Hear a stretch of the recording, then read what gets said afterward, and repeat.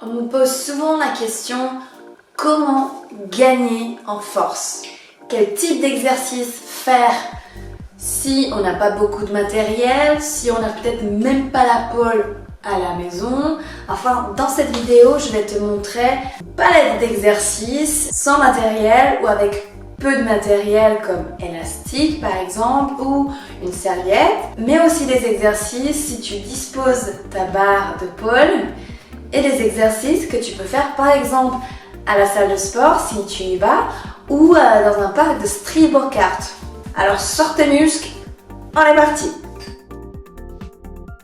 Pour améliorer la force de tirage et si tu n'as pas de matériel, tu peux faire la traction avec une serviette calée autour de la poignée de la porte.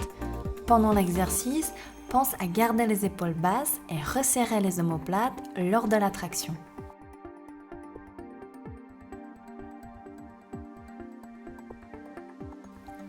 Tu peux faire également le tirage avec l'élastique, soit vertical qui va renforcer tes grands dorsaux en largeur,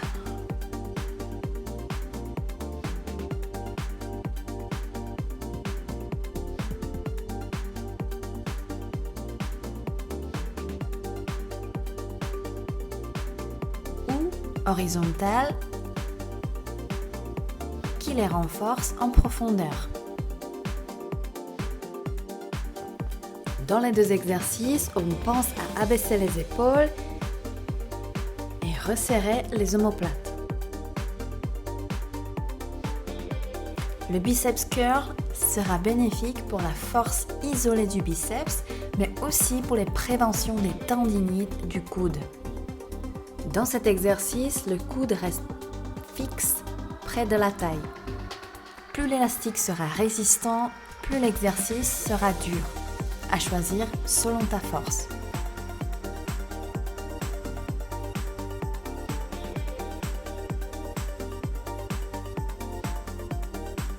Si tu disposes ta pole à la maison, les tractions à genoux est un bon exercice pour les débutants. Traque-toi en montant sous les coups de pied et contrôle ta descente. Change les mains pour recommencer. Les épaules sont basses et on reste gainé. Un exercice intermédiaire sera tenir la position de traction sans les pieds au sol. Et pour les plus avancés, les tractions debout avec le bassin devant la barre sans sauter. Pense à changer les côtés et les mains pour chaque exercice. Les exercices qui sont très bien lorsqu'on apprend par exemple Inverted V ou Shoulder Mount.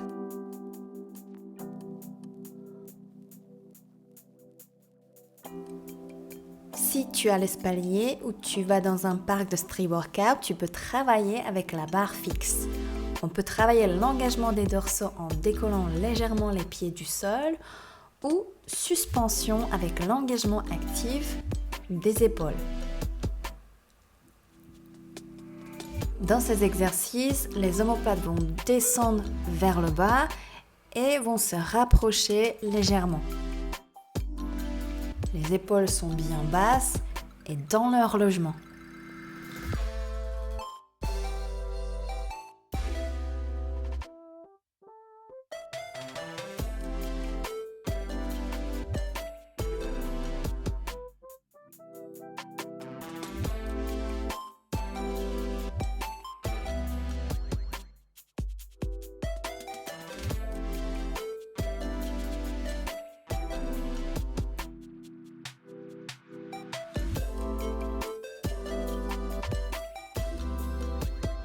Et enfin, les tractions en supination ou pronation pour les plus avancés.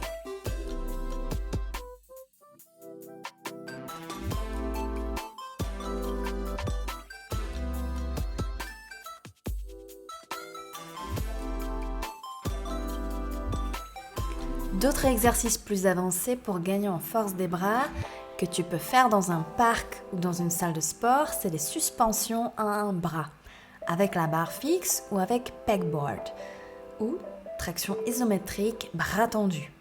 Ces exercices vont t'aider lorsque tu vas vouloir faire des spins à un bras à la pole.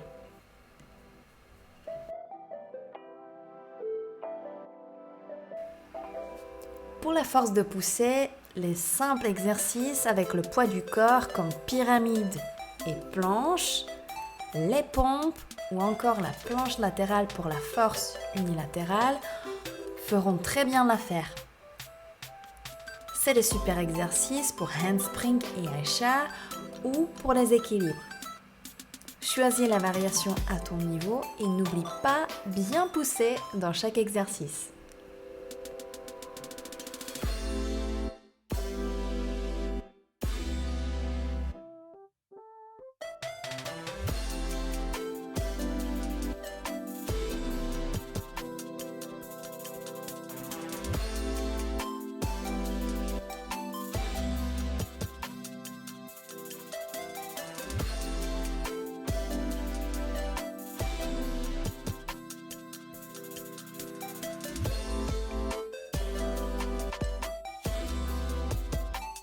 Tu vas à la salle de sport, l'exercice avec la chaise romaine en tenant simplement la position de suspension avec le corps dans le vide, entretient ta poussée, mais aussi la force et prévention des blessures des poignets.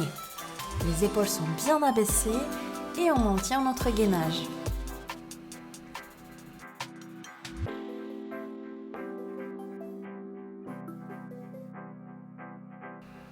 Pour la force des abdominaux et fléchisseurs de la hanche, on a large choix des exercices au poids du corps sans matériel, comme la planche dynamique, où il faut maintenir notre gainage sans pivoter le bassin et sans perdre l'engagement des épaules.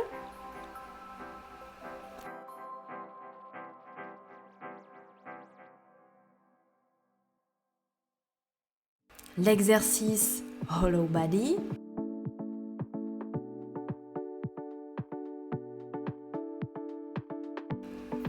Et les variations de reverse crunch pour engagement du bas des abdominaux. À la pole, on enroule souvent le bassin en rétroversion, donc on a besoin de cette force .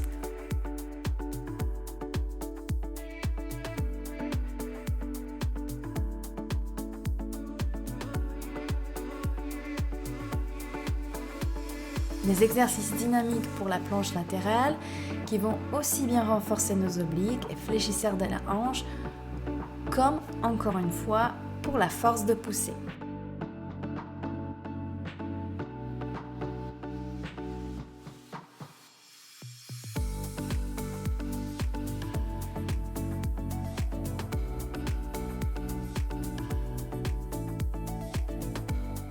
Si on a la barre de pole, l'exercice de Dragon Plank aidera toutes les poleuses les plus avancées qui cherchent une force considérable pour, par exemple, tabletop, shoulder mount ou toutes les figures qui demandent beaucoup de force au niveau du gainage. Dans cet exercice, il faut éviter au maximum de cambrer. Donc, le gainage est très fortement sollicité. On maintient le bassin tout au long en rétroversion. Et enfin, un exercice avec la barre fixe ou espalier, relevé des genoux, qui va renforcer encore une fois nos abdominaux du bas, comme les fléchisseurs de la hanche, et un très bon exercice pour inverted V par exemple. Pense bien amener les genoux le plus haut possible et maintenir la cambre naturelle lorsque tu tends les jambes.